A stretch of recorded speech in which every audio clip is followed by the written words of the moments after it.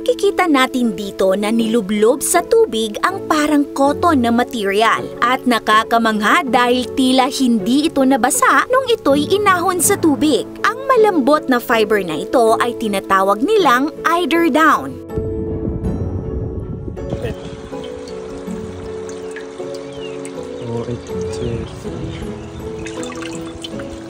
At alam nyo ba, nakukuha ang fiber na ito sa isang patong tinatawag na eider duck. Galing ito sa pugad na gawa sa napakalambot nitong balahibo. Mano-mano nilang kinokolekta ang mga pugad ng eider duck.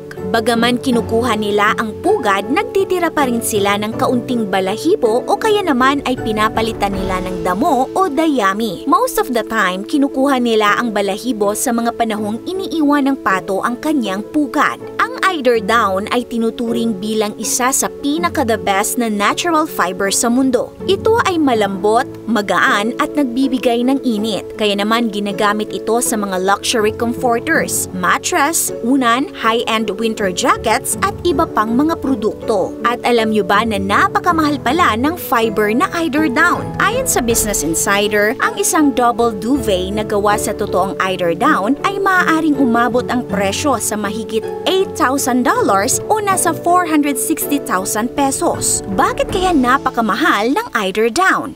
Karaniwang matatagpuan ang mga sea ducks na kung tawagin ay eider ducks sa Arctic at subarctic areas. Kasama na dito ang mga bansang Iceland, Canada at Norway. Kilala sila sa kanilang makakapal na balahibo na nagbibigay proteksyon laban sa malamig na klima. At sa Iceland, matagal ng bahagi ng kultura ang pag-aalaga sa mga eider ducks para sa produksyon ng eider down. By the way, down ang tawag sa balahibong malambot at pino na makikita sa ilalim ng mas makapal at matigas na balahibo ng mga pato, manok o lahat ng mga ibon in general. At obviously, kaya eider down ang tawag nito dahil ang down na ito o balahibo ay nakukuha sa isang species ng pato na eider, specifically common eider. Lilinawin lang natin, ang eider down ay hindi fully hydrophobic dahil kapag nilublob ito ng mas matagal sa tubig ay nababasa din naman ito. Ang eider down ay napakamahal dahil sa limitadong supply at labor-intensive ng pagkuha at pagproseso nito. Sa bawat nesting season, ang babaeng eider duck ay gumagawa lamang ng isang pugad sa isang taon.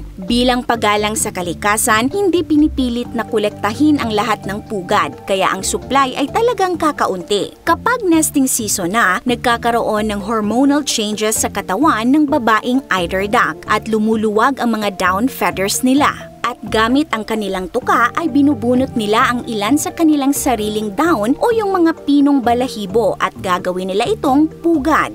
At basically, ito na ang eider down na siyang maingat na kinokolekta ng mga farmers at ipoproseso para gagawing iba't ibang produktong nabanggit kanina. Dahil sa mahigpit na pagsubaybay at manual labor na kasangkot sa koleksyon, paglilinis at pag-inspect ng bawat batch, tumataas ang presyo nito. Maaaring umabot o humigit pa sa $387 ang eider down at ang mga luxury duvets na gawa dito ay nagkakahalaga naman ng libo-libong dolyar, ranging from $2,000 to $15,000.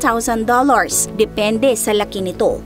Eider down mula sa Iceland ay kilala dahil sa kalidad nito, kaya't patuloy itong hinahangad sa mga luxury markets sa buong mundo. 80% ng global supply ng eider down ay nanggagaling sa Iceland. Ipinagbabawal sa Iceland ang pagpatay o pag-abuso sa mga eider ducks para lamang makuha ang kanilang balahibo. Ayon sa isang eider down farmer, para daw merong symbiotic relationship sa pagitan ng mga farmers at mga pato. Binibigyan ng mga pato ng balahibo ang mga farmers at in return, binibigyan naman ng proteksyon ng mga magsasaka ang mga pugad ng mga pato laban sa mga predator at masamang kondisyon ng panahon. Ang ganitong pag-aalaga ay nagre-resulta sa mas maraming eider ducks na bumabalik taon-taon sa parehong lugar para doon ay magpugad. Sa kabila ng mataas na presyo ng eider down, ang mga katangian nito bilang isang luxury material ay hindi matatawaran. Ang ethical at sustainable na proseso ng pagkuha kasama na ang dedikasyon ng mga Icelandic farmers sa pangangalaga ng eider ducks ay nag-uugnay sa kahalagahan ng produkto, hindi lamang bilang isang kalakal kundi bilang bahagi ng kanilang kultura at kalikasan. Kung nagustuhan niyo po ang video natin ngayon, mag-comment ng big yes. This is your Ate O from our Republic. Hanggang sa muli and stay awesome!